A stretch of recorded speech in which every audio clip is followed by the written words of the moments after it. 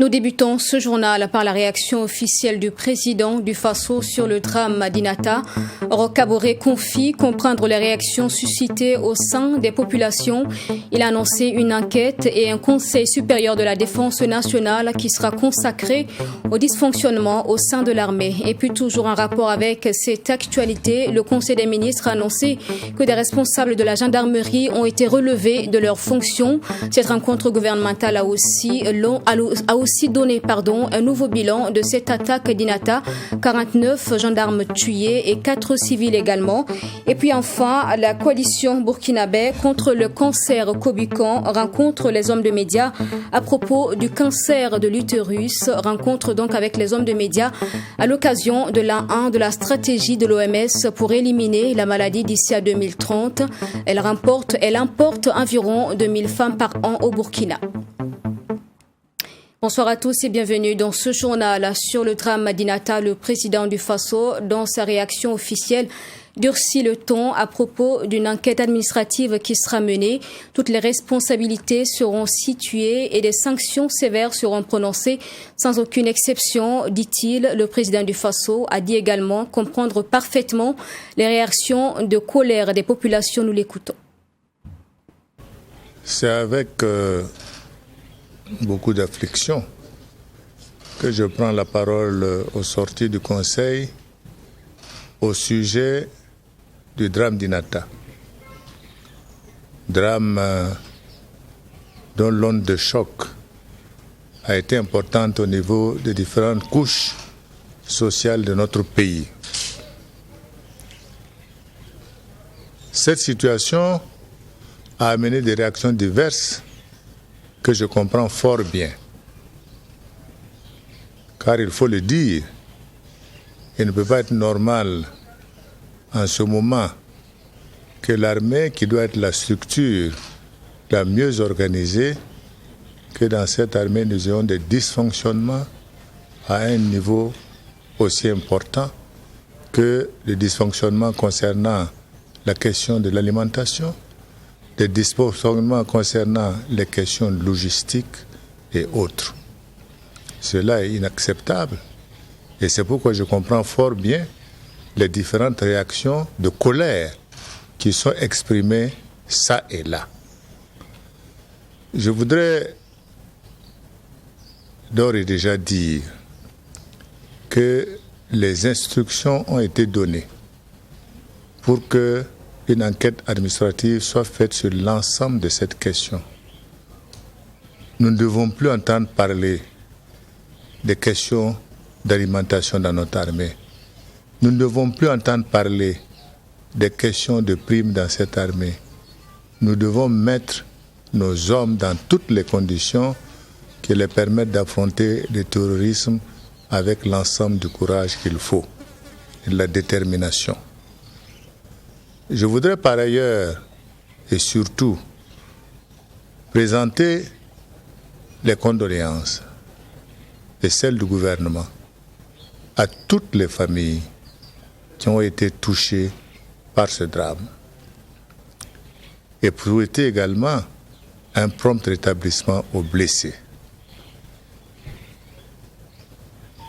Autant je comprends la réaction de colère qui sont exprimés ça et là, autant je voudrais appeler l'ensemble des Burkinabés à ce que, à la mémoire de l'ensemble de ces personnes qui sont tombées au combat pour le Burkina Faso, nous observions une certaine compassion, une certaine dignité pour accompagner les familles éplorées dans leur dure épreuve. C'est une nécessité. C'est un devoir des autres, parce que ceux qui sont partis dans le combat qu'ils mènent pour défendre le territoire du Burkina Faso. Et nous devons leur donner cet honneur de rester sereins, de pouvoir les accompagner, de pouvoir soutenir leurs familles, afin que nous puissions prendre l'ensemble des mesures qui requièrent la situation. Je voudrais également préciser qu'un Conseil supérieur de la défense nationale sera convoqué incessamment pour faire le point de l'ensemble des dysfonctionnements et prendre les dispositions qui s'imposent. D'ores et déjà, nous avons pris un certain nombre de mesures et je dis et je répète qu'au terme de l'enquête, l'ensemble des personnes qui seront concernées dans cette question relative à INATA feront l'objet des sanctions disciplinaires sans exception. Je le précise très bien, sans exception. L'attaque d'INATA a été largement évoquée en Conseil des ministres ce matin. Le dernier bilan annoncé fait état de 49 gendarmes et 4 civils tués. Aussi, des autorités des forces armées sont relevées de leurs fonctions. C'est selon donc le Conseil des ministres du jour. Les ministres ont également, le Conseil qui a vu également l'adoption de 2 décrets au titre de la présidence. Détail dans ce compte-rendu de Serge Kaboré.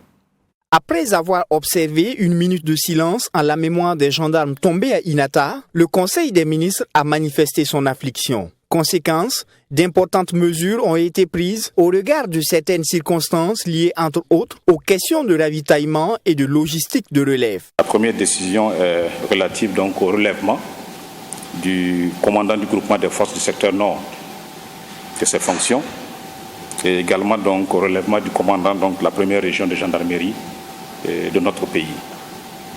Ces décisions donc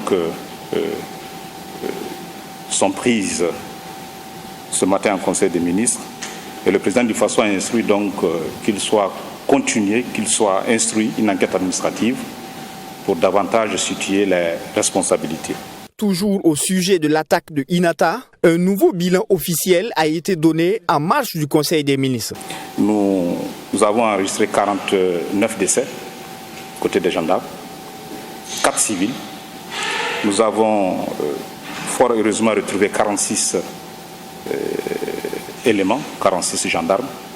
Et c'est l'occasion pour moi de rappeler aussi que nos process exigent des constatations physiques par nos forces de défense et de sécurité avant de donner un bilan.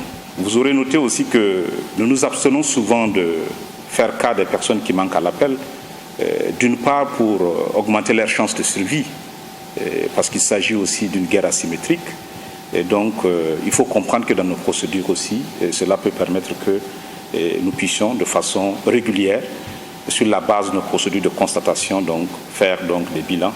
Autre point abordé au cours du Conseil des ministres, la question sanitaire avec l'ouverture prochaine des frontières. Au titre du ministère de la Santé, le Conseil des ministres a examiné un décret portant donc réouverture des frontières terrestres et ferroviaires donc, du Burkina Faso à compter donc de ce 1er décembre 2021, naturellement sous conditions sanitaires. Les conditions sanitaires sont connues, c'est le pass vaccinal.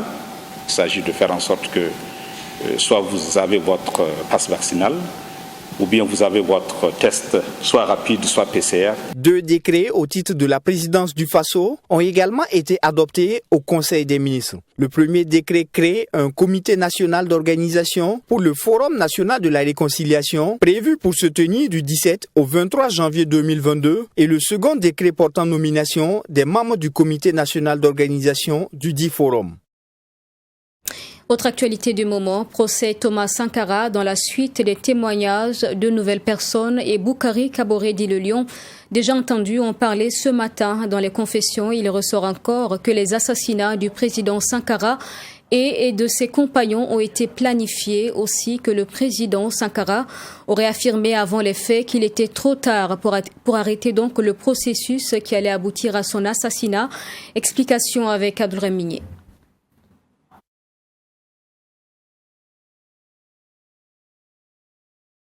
Toutes nos excuses, nous reviendrons certainement sur ce reportage dans la suite de ce journal. À présent, ouverte le 26 octobre dernier, puis renvoyée, l'audience du procès de l'affaire trafic de carburant a repris ce 6 novembre 2021 après une guerre de procédure entre les avocats de la défense et le parquet.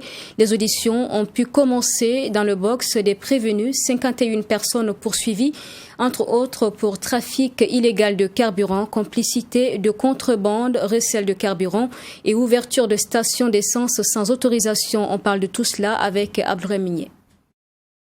Les débats étaient très houleux dans la salle d'audience du tribunal de grande instance de Ouaga 1 à la reprise de l'audience du procès affaire contrebande aggravée de carburant. Après avoir notifié à chacun des 51 prévenus les accusations qui pèsent contre eux, les avocats de la défense soulèvent des exceptions de nullité des procès verbaux de leurs clients. Première exception soulevée, la garde à vue qui a duré 25 jours au lieu de 15 jours, sans pour autant une ordonnance de prorogation signée par l'autorité compétente. Pour les avocats, cela est une détention illégale, assimilable à la torture. Deuxièmement, les officiers qui ont mené l'enquête dans cette affaire n'ont pas reçu l'habilitation du parquet général et toutes les pages du procès verbal n'ont ni été signées par le juge d'instruction ni par les prévenus conformément à la loi. On a indiqué que la procédure n'a pas été, un certain nombre de choses n'ont pas été respectées, notamment la procédure relative à la garde à vue. Donc nous avons demandé au juge de constater tout simplement que la procédure n'a pas été respectée et de prononcer l'annulation pure et simple des différents procès-verbaux dressés par les officiers de police judiciaire. Bon, le tribunal a décidé donc de joindre cette exception au fond, c'est-à-dire qu'il a décidé de ne pas statuer sur l'exception soulevée. Voilà, c'est au fond qu'il va statuer sur cette exception. Passé cette étape, l'audience commence avec Karim Dialga, transporteur de profession. Il est prévenu pour des faits d'importation illégale de carburant, spéculation et stockage dangereux du carburant. L'accusé dit ignorer l'existence d'une procédure d'importation du carburant. Il dit bénéficier de l'aide de ses camarades pour contourner les services de la douane. Le parquet revient à la charge et le prévenu avoue qu'il transporte avec ses camions-citernes du carburant au profit de la Sonabi et parallèlement avec son camion 10 tonnes, il fait de la contrebande. Ce n'est pas fini. C'est vrai que mon client a été interrogé ce soir, mais en réalité ce n'est pas fini. Il y a un autre prévenu qui sera à la barre demain. Donc le tribunal va instruire et plus tard maintenant, il pourra revenir sur chacun des prévenus et donner la parole maintenant aux avocats pour qu'ils puissent plaider. L'audience se poursuit ce 17 novembre avec l'audition de Lassane Dayamba. Lui également est poursuivi pour importation illégale de carburant. Retour donc sur le procès Thomas Sankara avec la suite des auditions ce matin de deux nouvelles personnes, des témoignages de deux nouvelles personnes en plus de Boukari Kaboré-Dit Le Lion. Tous donc affirment que le président Thomas Sankara avait été au courant de ce qui se tramait et avait décidé de ne pas agir. Reportage. Après l'intervention de Boukari Kaboré-Dit Le Lion, c'est à Pierre Ouedraogo, colonel à la retraite, de faire son témoignage sur l'événement du 15 octobre 1987. Secrétaire général national du CNR au moment des faits, il était à son bureau basé sur le site de l'actuel Conseil économique et social. Il a été informé plus tard des événements. Il est reçu le lendemain par le capitaine Blaise Compaoré. Il affirme « Blaise m'a dit que la mort était accidentelle. On voulait juste arrêter Sankara. J'ai refusé donc de faire partie du mouvement. Ensuite, j'ai été détenu par les éléments du Sénèque du 17 octobre 87 au 17 mai 88. Thomas Sankara nous disait le jour où Blaise veut prendre le pouvoir, il le fera parce que je n'ai plus aucune disposition contre lui. C'était une autre façon de dire les châteaux se prennent de l'intérieur. Parce que de l'extérieur, cela aurait été difficile, en tout cas en très peu de temps, de mettre à terre le Conseil national de la Révolution avec tout le dispositif qu'il y avait.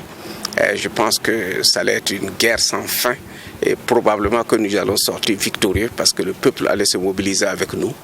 À sa suite, le professeur Basile Guissou, ancien ministre de Thomas Sankara, il affirme à la barre « Je n'ai nullement été surpris par les événements. On savait que ça allait arriver, mais on ne savait pas à quel moment. » Pour lui, la tension était vive aussi bien au sein du CNR que du gouvernement. Et le 15 octobre 1987, dans la matinée, il dit avoir reçu la visite de Thomas Sankara. Je lui ai demandé « Qu'est-ce qui t'empêche de chercher à t'entretenir avec Blaise Compaoré ?» Il m'a tenu la main sans me regarder et m'a dit « c'est trop tard ». Après la mort de Sankara, il dit avoir été traqué par la gendarmerie, arrêté et torturé 4 mois durant sous la supervision du colonel-major Jean-Pierre Palme. Ce dernier aurait également menacé son épouse, mais appelé à la barre pour une confrontation, l'accusé nie toutes ces accusations. Ce qui est sûr, c'est que moi, mon mari, le Diallo Firmé dont on parle, c'est mon époux. Et je sais qu'il a été torturé à la gendarmerie. Il a fait 4 mois à la gendarmerie. Et dans la nuit du 31 décembre, c'est Jean-Pierre Palme qui m'a appelé chez moi. J'ai décroché. J'ai dit c'est qui? Il a dit c'est Jean-Pierre. J'ai dit quel Jean-Pierre? Mais vous en connaissez de combien? J'ai dit bien j'en connais des Jean-Pierre. Il dit bon c'est Jean-Pierre Palme. Viens chercher ton mari. Quand je suis allée à la gendarmerie pour chercher mon mari, je suis arrivée, je ne pouvais pas l'amener parce qu'il était blessé, il ne pouvait pas marcher. Il était soutenu par 2 militaires, là on le traînait. Et Jean-Pierre a dit, bon dans ce cas, on le met à l'infirmerie. Et on l'a amené à l'infirmerie. Je suis allée, j'ai mis de l'eau sur sa chemise pour pouvoir décoller sa chemise qui était collée à son dos. Et c'est comme ça que j'ai ramené les habits à la maison, j'ai caché pour laver pour que les enfants ne voient pas. Alors quand ce même Jean-Pierre vient dire aujourd'hui que les gens n'ont pas été torturés, moi ça me fait mal. Et quand il dit qu'il est père de famille, eh bien je suis une mère de famille. Plus tôt le matin, c'est Boukari Kaboré qui se prononçait sur la prise du bataillon d'intervention aéroporté BIA de Koudougou. Le 27 octobre 1987, les attaques contre le BIA visaient à neutraliser les éléments restés fidèles à Thomas Sankara. Le BIA a été pris sans résistance, mais 11 éléments ont été assassinés plus tard, a laissé entendre le Lion. Le procès se poursuit ce 18 novembre avec l'audition d'autres témoins. Une question de santé cruciale concernant les femmes, le cancer de l'utérus qui touche 2500 femmes au Burkina et cause la mort de 2000 d'entre elles. La situation qui alerte l'Organisation mondiale de la santé lui donne donc permet donc à cette organisation depuis une année de mettre en œuvre une stratégie mondiale pour l'élimination de la maladie d'ici à 2030. Et pour commémorer l'an 1 de cette stratégie, la coalition burkinabé contre le cancer Kobikan, fêtière des organisations non gouvernementales de lutte contre le cancer au Burkina, a initié une rencontre d'échange avec les hommes de médias. Toutes les précisions avec Sanata Serré. Le cancer du col de l'utérus est considéré comme le 3e cancer le plus fréquent chez la femme dans le monde. La stratégie mondiale de l'OMS pour l'élimination de cette maladie consiste donc à faire en sorte que 90% des filles soient vaccinées contre le papillomavirus humain PVH, facteur principal de la maladie avant l'âge de 15 ans, que 70% des femmes soient dépistées et que 90% des femmes atteintes de la maladie bénéficient d'un traitement d'ici à 2030. Au Burkina Faso, il est considéré comme la première cause de mortalité chez la femme et chaque année l'on enregistre environ 2500 nouveaux cas et plus de 2000 décès selon les estimations de 2018. Au Burkina Faso, le cancer du col de l'utérus, à en croire aux données que nous avons obtenues grâce à l'analyse de tous les registres d'anatomopathologie où sont consignés les cas de cancer confirmés, le cancer du col de l'utérus est le 2e cancer au niveau national en termes de fréquence. Mais en termes de mortalité, c'est le cancer le plus mortel, c'est le cancer le plus létal. Cette mortalité est tellement vraie que lorsque nous avons envisagé d'organiser cette session de travail, nous avons voulu interroger des femmes. Et nous n'avons pas trouvé assez d'anciens malades du cancer du col de l'utérus. Cela veut dire qu'actuellement, à cause du retard diagnostique et surtout du manque d'informations, les femmes viennent tard et beaucoup de femmes meurent de ce cancer. Le virus du cancer du col de l'utérus est transmis sexuellement. À ses débuts, la maladie ne présente pas de symptômes. C'est pourquoi il est conseillé à chaque femme de subir régulièrement un test HPV. Contrairement aux autres cancers, il peut être prévenu, guéri et éliminé grâce à la vaccination, le dépistage et le traitement des lésions précancéreuses, selon le président de la coalition burkinabé contre le cancer, Kobikan. Si malgré notre vigilance, des cancers surviennent, qu'est-ce qu'il faut faire? Le traitement peut prendre plusieurs volets. Et parmi ces volets, il y a l'acte opératoire, la chirurgie. Il y a également l'administration de certains médicaments qui permettent la destruction des cellules du cancer. C'est la chimiothérapie. Donc la chimiothérapie, c'est l'administration de médicaments dans le but de détruire les cellules du cancer. Il y a aussi l'utilisation des rayons pour détruire les cellules du cancer, c'est ça la radiothérapie. Et la radiothérapie, c'est le pan du traitement que nous n'en avions pas. Maintenant, ce traitement est disponible au niveau du centre de radiothérapie qui est collé à l'hôpital Bogorgo. En plus de cette rencontre d'information des journalistes sur le cancer du col de l'utérus, une autre rencontre d'échange est prévue par la coalition burkinabé contre le cancer, avec une quarantaine d'associations ayant fait de cette maladie son cheval de bataille. Une rencontre qui vise à améliorer la contribution de ces associations à la lutte contre le cancer du col de l'utérus au Burkina Faso et à susciter leur adhésion à la COBICAN. Les chefs d'entreprise burkinabés réunis en séminaire de formation bénéficient d'un renforcement de capacités sur la gouvernance et le leadership, une rencontre organisée par le Bureau de restructuration et de mise à niveau avec l'appui de l'UEMOA, l'Union économique et monétaire ouest-africaine. La cérémonie d'ouverture donc des travaux dans ce reportage de Fatima Tanikima. C'est parti pour 48 heures de partage de connaissances et d'échanges entre chefs d'entreprise du Burkina Faso. 2 jours durant, ces chefs d'entreprise seront mieux outillés en matière de gouvernance au sein de leurs différentes entreprises et du rôle qu'ils doivent jouer en tant que leaders. Toute chose qui doit leur permettre de hisser leurs entreprises plus aisément sur le plan international.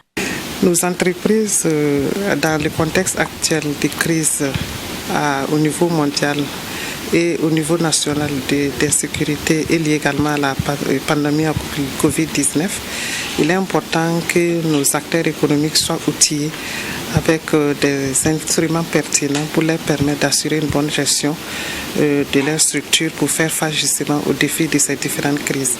Ce séminaire de formation est porté par le Bureau de restructuration et de mise à niveau avec l'accompagnement de ses partenaires, dont l'Union économique et monétaire ouest-africaine, UEMOA. Selon le représentant de l'institution, ce partenariat s'inscrit dans un cadre d'appui général au développement de l'industrie dans la sous-région ouest-africaine.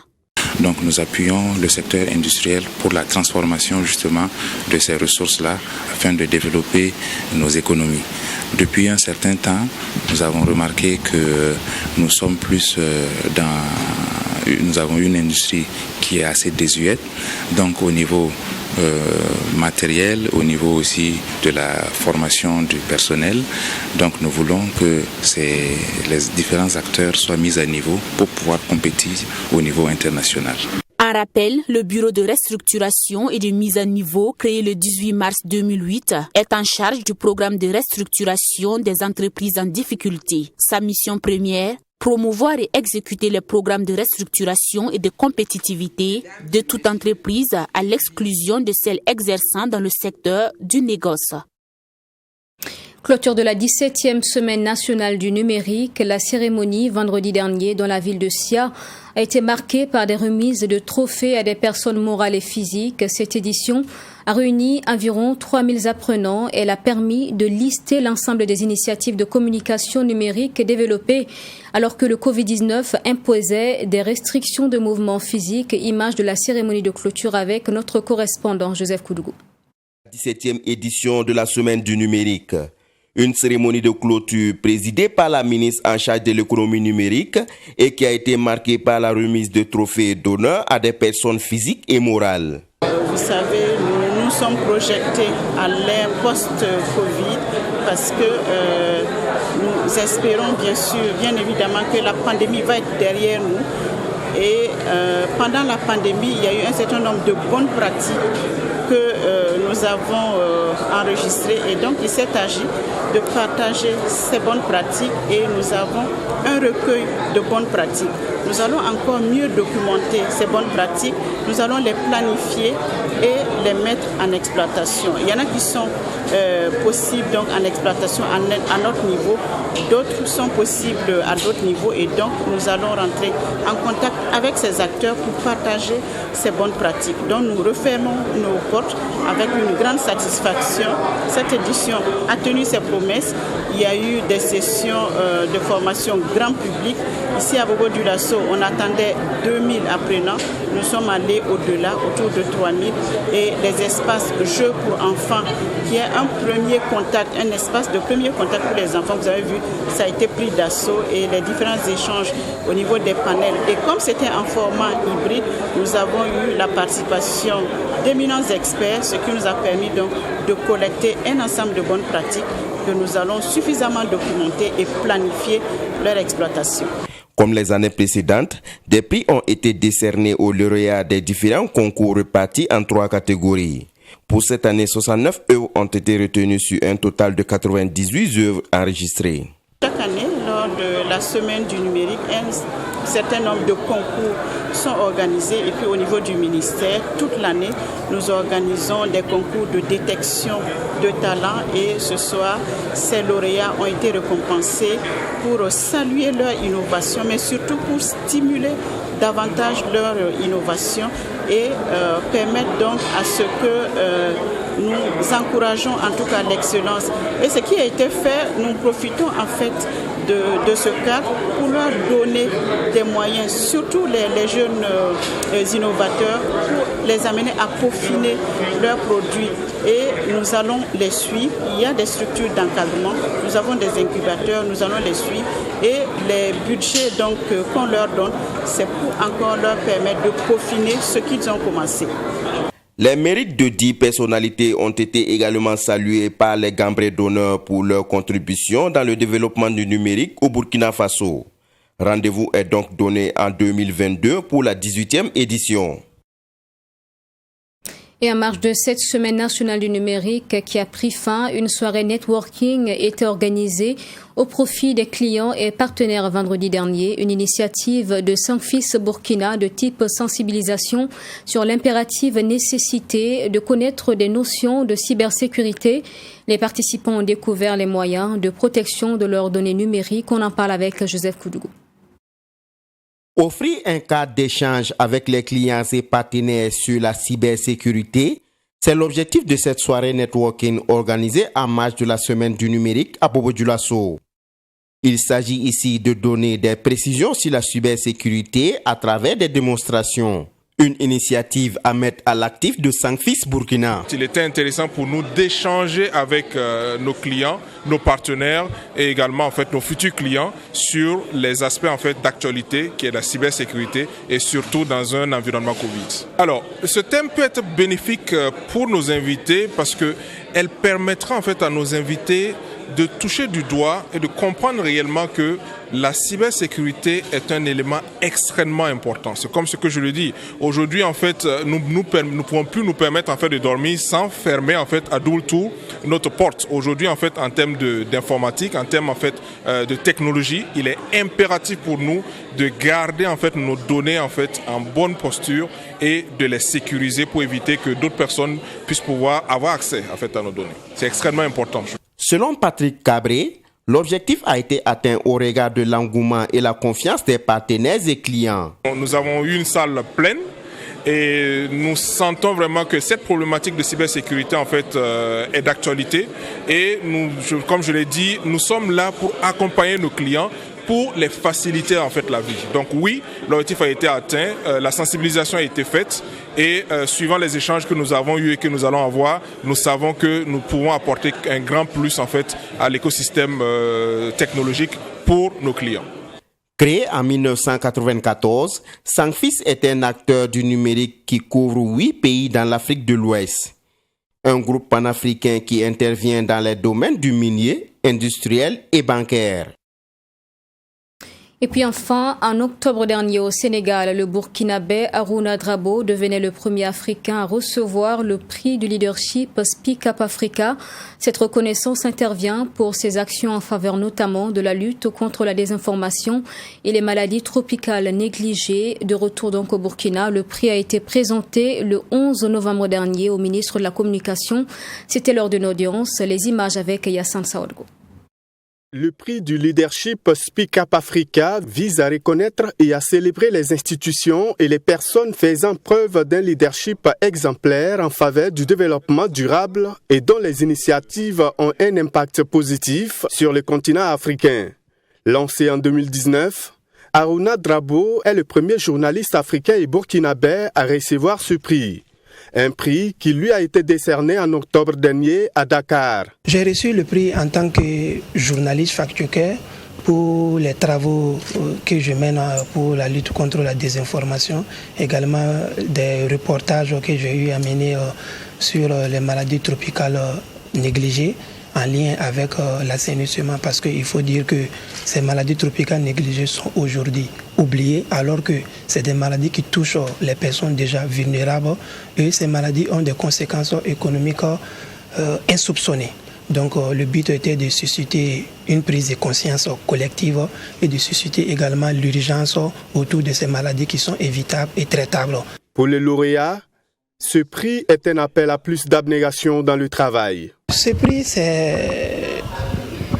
d'abord, c'est un grand plaisir et je le vois également comme une interpellation à poursuivre un boulot que je mène déjà, que nous menons au niveau des Faso Tchèques, parce que c'est la reconnaissance de l'utilité et de la grande portée du travail quotidien collectif que nous menons à Faso Tchèques pour l'édification d'une opinion publique africaine sur les grands enjeux du continent et également du monde. Depuis sa création en 2019, le prix du leadership Speak Up Africa a été attribué aux chefs d'État, aux ministres, aux chefs d'entreprise et aux institutions. Le ministre de la Communication a profité de cet instant solennel pour remettre un ordinateur au lauréat du prix du leadership Speak Up Africa 2021.